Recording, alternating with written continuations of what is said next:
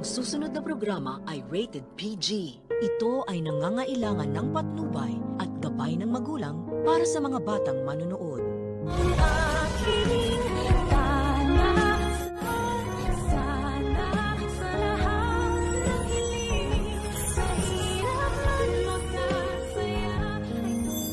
Tinawagan ni Moira si Balahadja para tanungin kung kamusta na daw ang pinagawa niya sa mga bago nilang recruit.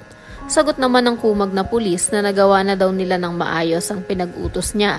At sigurado rin daw siya na hindi paghihinalaan si Moira sa ginawa nila kay Lynette at Harry. Talagang napakasama na ng imahe ng mga kapulisan dahil dito sa abot kamay. Speaking of Harry naman, wala na namang malay ang kaawa-awang binatilyo.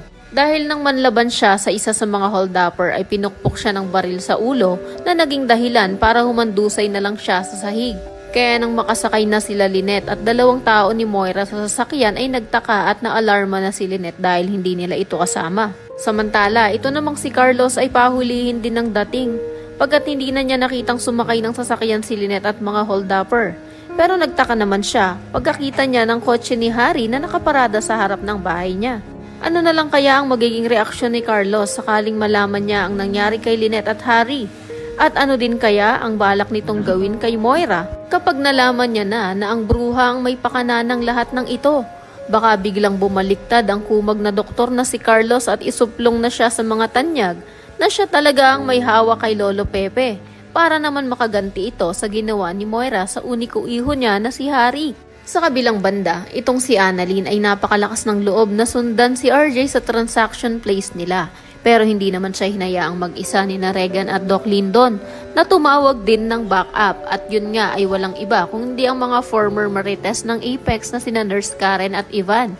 Paliwanag nga nila kay Annalyn na sabi daw kasi ni Doc Lindon na re-rest back sila kaya nag-disguise ang mga ito at nang hindi makilala ang pagkakakilanlan nila. Ito ring si Moira ay nag-disguise rin bilang isang nagtitinda sa palengke.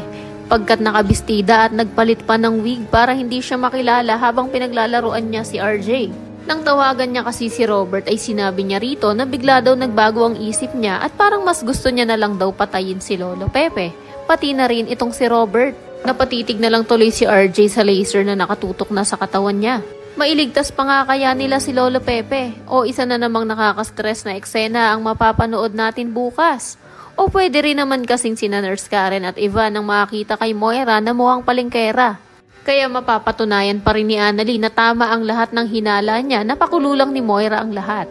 Yan ang mga dapat nyo pang abangan. Kaya naman kung isa ka rin sa mga nagnanais na lumitaw naman itong si Kinito na assistant ni Lolo Pepe. Dahil ngayon